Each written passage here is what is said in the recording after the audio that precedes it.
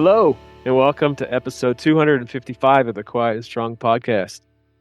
I'm your host, David Hall, and the creator of quietandstrong.com. This is a weekly podcast dedicated to understanding the strengths and needs of introverts, along with strategies for success. As I always say, introversion is not something to fix, but to be embraced. Normally, we release each episode on a Monday. Be sure to subscribe on your favorite platform, leave a review or a rating. That would mean a lot to me and also help other people find the show. Tell a friend about the podcast and help get the word out there that introversion is a beautiful thing. I used to struggle with being an introvert. I didn't quite understand why couldn't I be more like this person or that person? Why can't I be more at ease in conversation? And so many other things. And it was a long journey to figure out, you know what? I'm a deep thinker. And a lot of great strengths come with that. I come up with some good ideas. I have a rich imagination, but I also have some needs. I don't want to be alone all the time, but I do need some alone time. And we'll get into that today.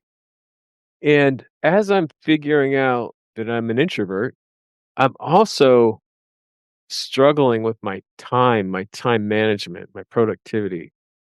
I have a job that I often spent more than full time at. I have a wife and 3 kids that were definitely keeping me pretty busy. I ran a company with my wife on the side. And so at the same time I was learning about introversion, starting to blog about introversion, I'm also diving into time management and productivity. And as I'm reading these different resources, I'm finding a lot of good information. But I'm realizing that as an introvert, these books and resources aren't specifically calling out my needs as an introvert.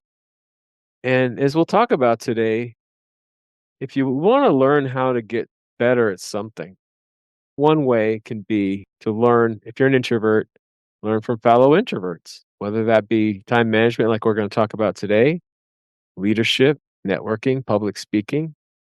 What tips do other introverts have? And I've found that to be very helpful. So, with that, I wrote my first book, Minding Your Time Management, Productivity, and Success, especially for introverts, because there's certain things where our approach may look different from an extroverted colleague or friend. You can be wildly successful as an introvert, but you have to know what your path is, what your strengths are, what your strategies are. And not comparing yourself to others, but being your best.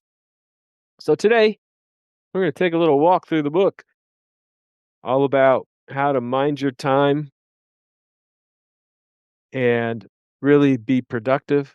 And when I say productive, I'm not meaning busy. I'm not meaning just you're still overwhelmed and you're getting things done. I mean, you're getting the right things done. You're getting the things done that you want to do to propel you forward in the way that you want to be successful. We're going to take a walk through the book today. Understanding introversion. These are the chapters: the introvert difference, focus on the important, time to recharge, balance of quiet, avoiding overwhelm, managing ideas, getting organized, and preparing for your week. The approaches here are going to look different. So, again, starting with the introduction, as introverts, we're deep thinkers. We think before we speak often. We do want some time alone.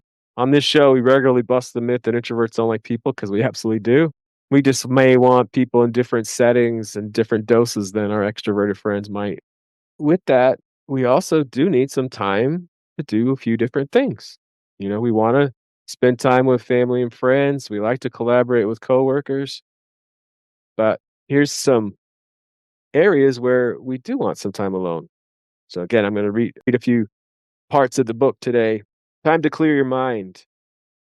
Quiet focus time for certain tasks and projects. Time to prepare, plan, reflect, and think. And time for recharge each day in order for us to be effective. So we want to spend time with others, but we definitely need some time alone.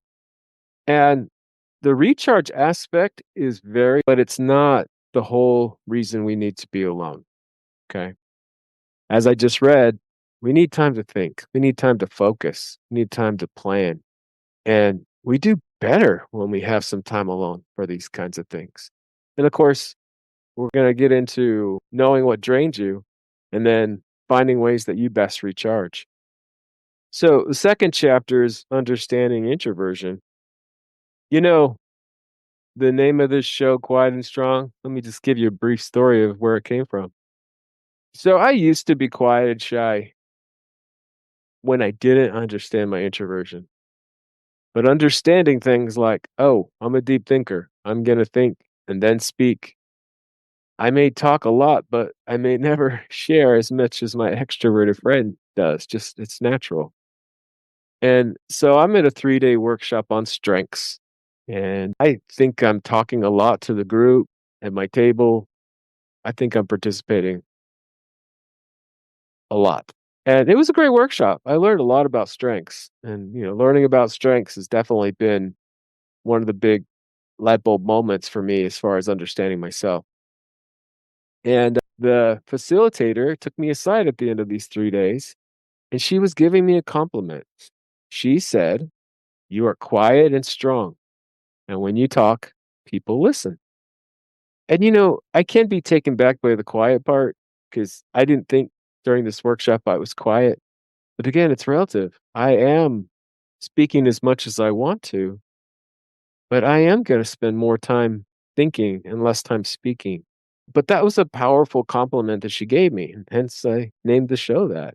And I've talked to lots of introverts that people have told them something very similar, you know, and they know that that person that's built up that relationship, built up that reputation of sharing ideas, has some good things to say. They just need to make sure that they're allowing them time to say. I had somebody on my show where she'd say, you know, maybe she'd been quiet the whole meeting. At the end of the meeting, the CEO would turn to her and say, "Hey, I know you have something to say." And she did. And you may find that yourself. And we'll talk a little bit more about that. Also, I focus on introversion, extroversion because, it's about a 50-50 split in the population, maybe even a little bit more than 50% are introverts. And it's very misunderstood. I definitely didn't understand that. I thought first and then spoke while my extroverted colleagues and friends are thinking out loud most of the time. So when you don't understand things like that, it really can take a hit on your confidence. You can feel less than. But if you understand that how you communicate and that it's normal, that can make all the difference. But I will say that none of us are alike. We all have different personalities. No introvert is alike. We're going to talk a little bit about things where I think that introverts are the same, but there's some areas that people try to generalize to introverts that may not be true because there's other factors in our personality. And we definitely talk about other factors in our personality on the show, so you can go back and listen to some other episodes. For example, some people say, oh, introverts, they don't like to be in the spotlight. I do here on this podcast. And some introverts don't like to be in the spotlight, but some absolutely do. There's some awesome performers, actors, comedians, speakers out there. There's some things we can't generalize about. Another one I hear is that we prefer quieter environments. Not me. I do from time to time need quiet to think, but I don't want to be in a quiet environment all the time. My wife, who's an introvert, does.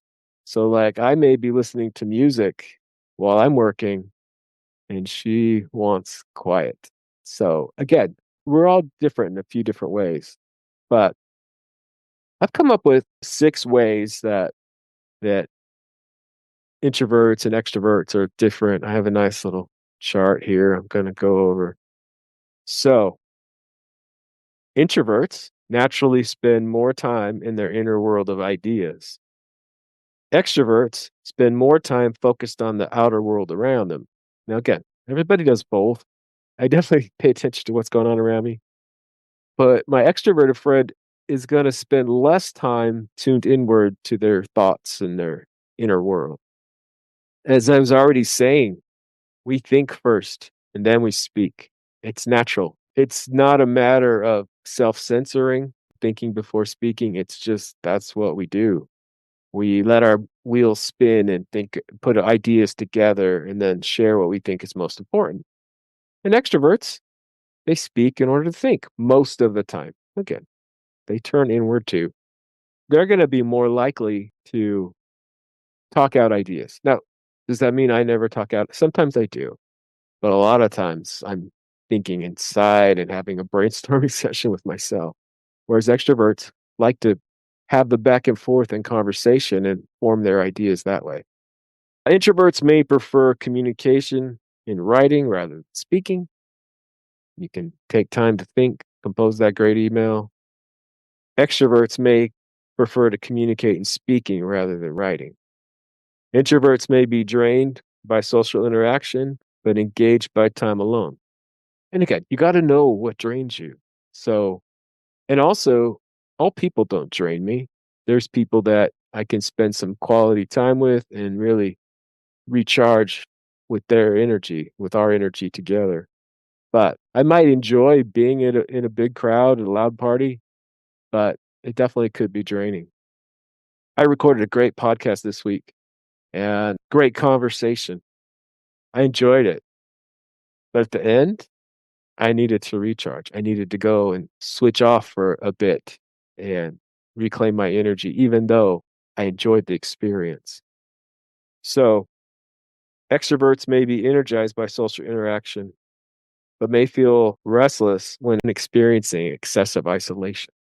I was on a podcast and talking to a couple. One was an introvert and his wife was an extrovert. And his wife said, "You don't like to go dancing with me." And he told me, "Yeah, I do like to go dancing with my wife, but maybe by midnight I'm done." And she 3 o'clock in the morning, she's just getting started. So again, there's differences. And introverts prefer deep conversation over small talk. We do need to be decent at small talk. It's needed for to build relationships, to start conversations. And if you struggle with small talk, definitely you can listen to some episodes on this podcast where there's different tips to get better at it. But what the difference is, we don't want to stay there.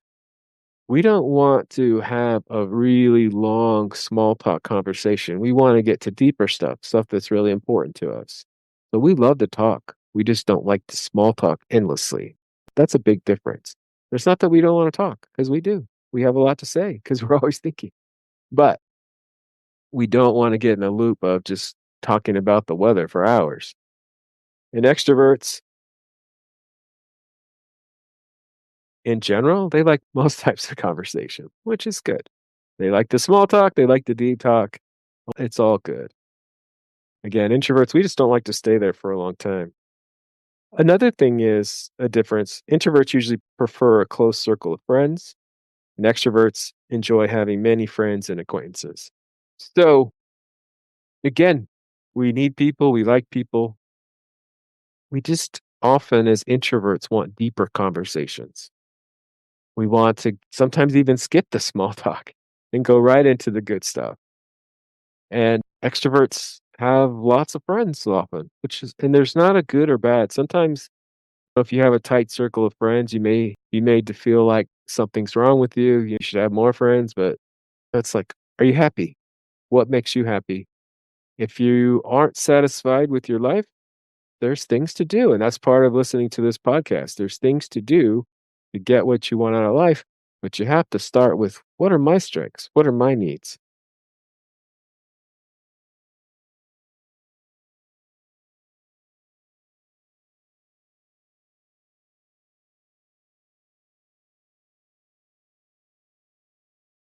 So that's a little bit about introverts and where we might differ from extroverted colleagues and friends. And let me just hit home another thing. Introversion is not shyness. Please stop saying that it is. If you call introversion shyness, if you're equating them and you say that to me, I'm going to teach you a lesson about it. I'm going to talk to you about that. I'm going to correct you because shyness is where you're not confident. Maybe you're afraid to approach a situation. You're afraid to speak up at some point. You're afraid to approach a certain person. And introversion is not shyness. And one way to prove this is I know shy extroverts and they lack confidence. So don't use shyness and introversion synonymously because they're different. Introversion just means we tune inward more often than not.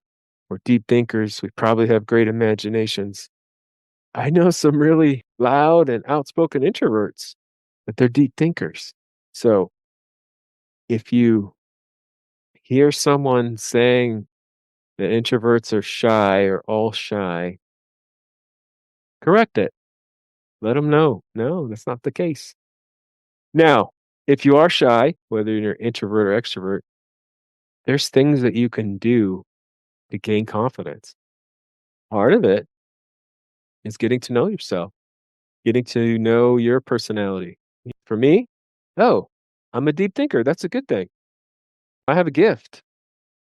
I'm going to need to take some time alone to use that gift sometimes, which is fine. It's not weird. It's just something I need. And like we've been talking about, I often am going to think deeply and then share with you what I think is most important and not share everything in a talking out loud kind of way. So, introversion is not shy. So, chapter 4 of the book, focus on the important. We only have so much time and we can't do everything. If you tried to do everything, I have, and it doesn't work. What often happens when we try to do everything, we do nothing. We get nothing done. And so we really need to take some time and set some priorities. Often people do this once a year, but it's definitely more than a once a year type of activity. And the good news is, as introverts, we're great at reflection. So find some quiet time where you can think about your projects at work. Maybe you have a side hustle, your projects that you really want to get done that are important to you, something you want to give to the community. Of course, your relationships with your significant other, with your kids. What do you want to happen? Because again, a lot of the times we're trying to do too much and we end up not doing anything well. So find a quiet time, however often that is, definitely not once a year. It's more frequent than that. And just really reflect on your priorities.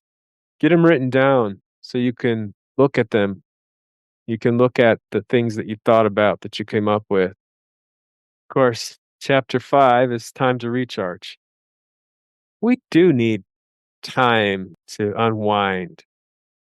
Like I said, I had a great episode with a gentleman this week. And beforehand, I gave myself an hour where I could just get in the right mind frame, get in the right head space, and get ready. And then I enjoyed the conversation. But afterward, I needed to take a break. And you got to figure that out. What is it that drains you? In the book, I give a couple examples. Maybe when you're trying to think and you can't, there's too many interruptions, it's too loud. That could be draining. You know, I love talking to people, but I don't love talking to people in a really noisy room where I can barely hear them. I don't enjoy that at all. And so trying to carry on conversation in a loud environment where you can't really hear the other person, that's draining to me. Strained conversations. Maybe you're making small talk with someone. Maybe it's someone you don't even know or know well. And you're just trying to think of things to say. And you're feeling awkward. Those can be draining. Again, there's ways we can get better at small talk, but no matter how good we get, some conversations with some people are going to be draining. Like I said, I don't fear the spotlight. I like to speak and do this podcast, but sometimes, just being in the spotlight, maybe all the attention's focused on you. You're giving a presentation. You might be doing great. You might be enjoying it. but you might need a break afterward. So you got to figure out what are the things that drain me and how do I recharge? What are things that you do? And sometimes it might just be setting aside some time in your calendar for focused work. So maybe it's not a break, but you're doing quiet work, which can be recharging. Maybe you want to watch some Netflix. Maybe you want to play video game, something, listen to music, stare off into space. Figure out what works for your recharge and how often you need to do that. And we'll talk a little bit more about this when we get to the planning your week section. And we've said this. So, chapter 6 is balance. So we want to spend time with people. I love my family. I love my friends. I enjoy working with my colleagues. But we got to find what that time is that we need, get some work done. We need time to focus. There really is no such thing as multitasking. We can think of one thing at a time. And when we're trying to switch back and forth, it's often not effective. You're like, oh, where did I leave off? So we need time to focus. We need time to think. We need time to reflect. Like I said, when you set your priorities, you need some space to give your mind some time to think about that. So we need to find that balance of quiet. And with all these things, chapter 7 is about avoiding overwhelm. If you set your priorities, give yourself some time to do things, to recharge, that can definitely help with overwhelm. And sometimes we just need to change our thoughts. Maybe we're telling ourselves, oh, this is the end of the world if I don't get this thing done. You could really think, okay, I'm going to do my best here. But if I don't get this thing done, here's what I'm going to do about it. Or it's going to be okay. Or whatever the thought is that you're having that's causing overwhelm. Chapter 8 is about managing ideas. As introverts, we have a lot of great ideas. We're thinking all the time. Sometimes those ideas are going to come when we're supposed to be doing something else. Maybe we're in a meeting. We're supposed to be focusing on the meeting. Maybe we're trying to get some work done. It's important to capture those ideas because they might be really good. It's just now is not the time. So write them down. Make sure you get them into a space where you can look at them again. I'm going to talk a little bit about David Allen in his book, Getting Things Done, but something that really helped me from his work is a someday maybe list. So we might have all these great ideas. Again, we can't do everything.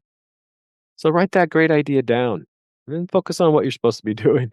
And then go back to that someday maybe list and maybe maybe the time for that particular idea has arrived.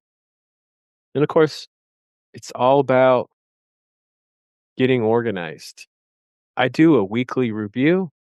Again, I got a lot of great ideas from David Allen's book, Getting Things Done, where I look ahead at the week and I look at, or maybe even more than a week out, but I look at, okay, what do I got going on?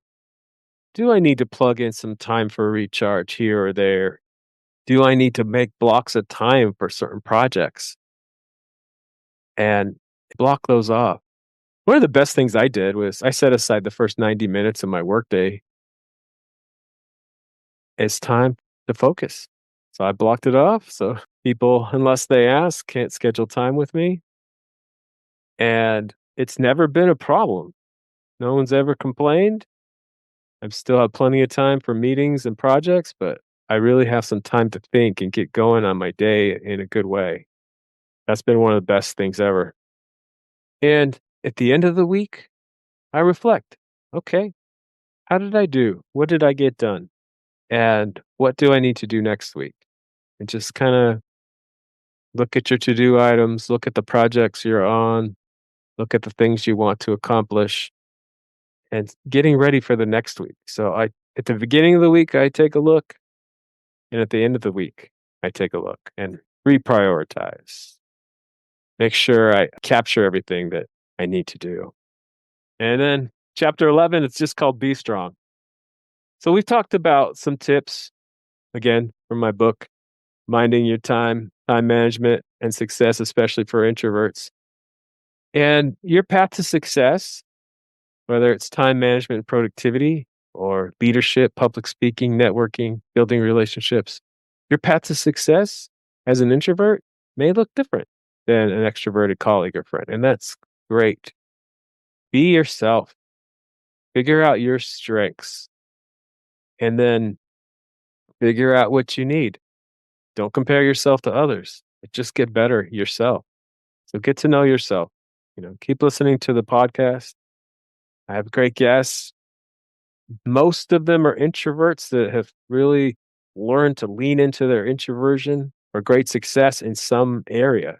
Sometimes they're introvert experts, but often they're introverts that know how to successfully run a business, though are great at leadership, or they're excellent public speakers, or they're public speaking coaches, but they've learned to tap into their introversion.